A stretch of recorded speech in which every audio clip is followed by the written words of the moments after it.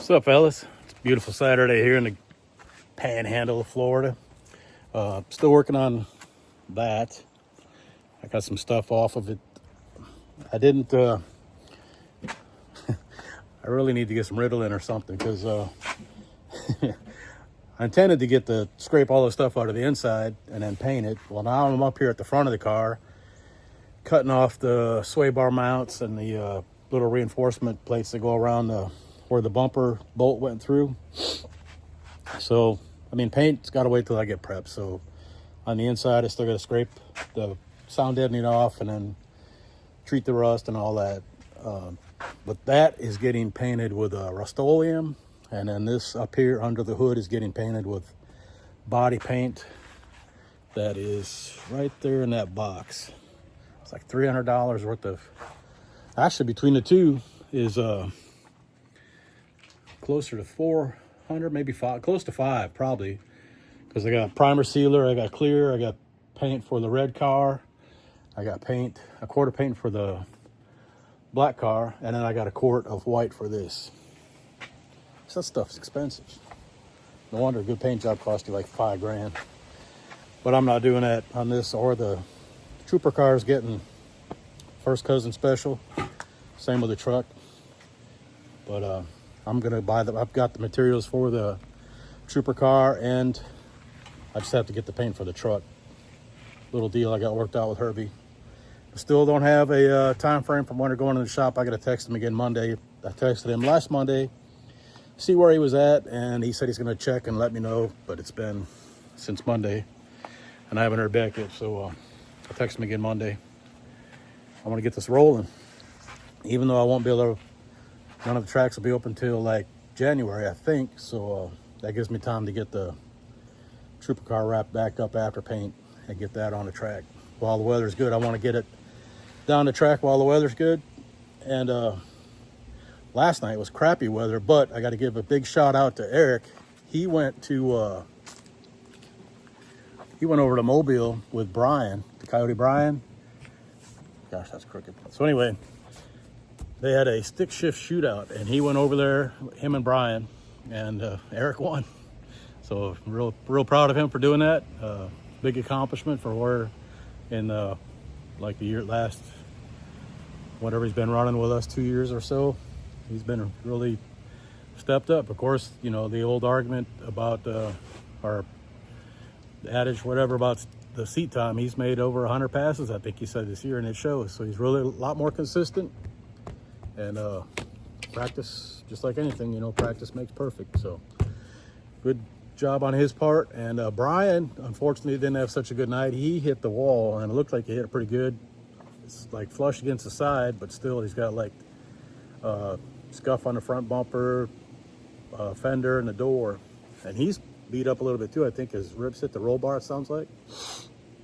So, but it was all through this, even over in this area, it was a little foggy last night, real heavy dew. So that was probably contributed to it. But anyway, I just wanted to get that. And also, I mentioned it last time, Eric has his own channel on YouTube. It's called Rusty65VW. And he's got some stuff on there. I don't know if he's put anything on there lately, but he's got some of that turbo bug on there, which is pretty cool. I think I've got one on mine too, in the way back in the history. All right, let me get you off here and get you started. What I did up here, got the sway bar mount. I took that off, and then there's this collar goes around the frame rail when where the bolt goes through for the front bumper shock absorbers, those things. Well, those are actually off my, well, those are off this. I don't remember if those are for the fronts or back, but anyway, they're like that.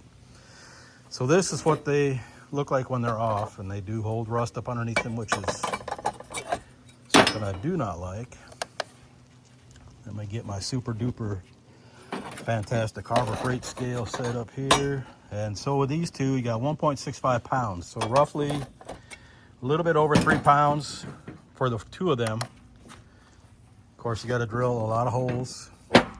You know, there's like 10 holes for this, and then you got another 6, 12, 18 holes for that, you know. Or you can do like some guys and just cut off like the whole you know, you got 4 sides on this. You can cut off 2 of the sides and get rid of the whole frame horn, which is, it works. I ain't gonna say it don't work, but it's just what you want to do.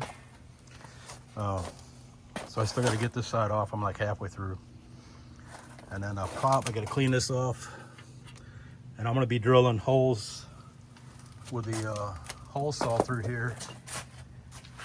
Anyway, this guy, it's 1 1/4. And I'll take some out of here, a few in here, and then, you know, along the side, bottom and inside too. And I'll weigh all that junk when I get it out, because this is like, oops, this is like double wall here, and this is forward stuff. Like it's flush there, but then up here in the front you got like a 1/8 inch gap, maybe the 16th, but yeah, Fox body precision. Well, I got all the welds. These welds in the front didn't turn out so well. I might grind that down and re-hit it. I had a couple that were okay. You know, like this one's fair to middling. That one's got a couple holes in it. It's kind of rough trying to get it cleaned in here because you can't fit the drill in. Then I did some more. I think down here I did, maybe. I know I did that because that's all boogered up. But some more stuff in there. Just try to make it a little stronger. Let me get you off here and I'll show you what I did underneath. All right, so up under here, you know, I just put a little bead on some of these seams where the upper torque boxes attach, and then just trying to make it stronger. And then here too, and on that there we go. Get it in the frame, David. All that through here. I should have probably put one up here too, but I didn't. So anyway, these didn't turn out horrible. They're a little better than I typically do, so I'm kind of maybe getting the hang of it, holding my tongue just right. And over here, I run a tap through this hole, and I got to put the anti-roll bar in here. And I was thinking I could use this just when I get it up to the top, then just kind of zip it with a welder, and I can use this as like a tie down for securing the roll bar when it's not in use, like at the track. If I want to drive this around town, I can. I just want to keep the upper tabs of the anti-roll bar secured up here so they could drop down and maybe contact the rear end or whatever. But now that this underneath is pretty much ready for paint, I'll probably just make sure it is cleaned off good, and so the paint will stick, and then paint it. And this, like I said, this will get the Rust-Oleum just because I can spray it with a sprayer once I thin it with a regular paint thinner, and it'll help stop any rust from accumulating. Oh, I beat these in, try to get it flush, but I still got to run a seam sealer on. I bought a new tube of that. That's one of the boxes up there with the auto body stuff. And I got one more thing to show you. This is the K-member I took off of here. I'm going to put it on the red car, the 90LX. This is some of the factory welds. I cannot take credit for that. I didn't do it. But I did weld, trying to reinforce some of this a little better. There was an outfit in Houston in the early 90s called Slot Car Mustang. They did a lot with the factory K-members. That was before any aftermarket stuff come out, you know, before maybe even Maximum Motorsports was founded. But they would re-drill the holes in here and put a longer K-member or control arm on it just to make it handle better. They were more autocross and road racing than drag racing, but I always liked autocross more than drag racing. That's what I first started doing, my first legitimate competitions. The very first one I was in gosh, I think I was still in maybe high school or right after I graduated. It was in Independence, Wisconsin, at a parking lot of a beef packing plant. And I registered and asked me if I had any suspension modifications. And at the time, it was all stock springs and all that. I never was able to change the springs. But I did have Monroe Handler S shocks on it, all 4 corners, and I had I think they were Wide Track was the name. The tires were sold through Farm and Fleet, like a G60 14 or something like that on the back, you know, little thinner ones up front. And because I had special shocks, they put me in a category where there was three of us. There was a Pantera and a Corvette and then me. So luckily I got third place, but that was my very first autocross I ever competed in. So it was fun.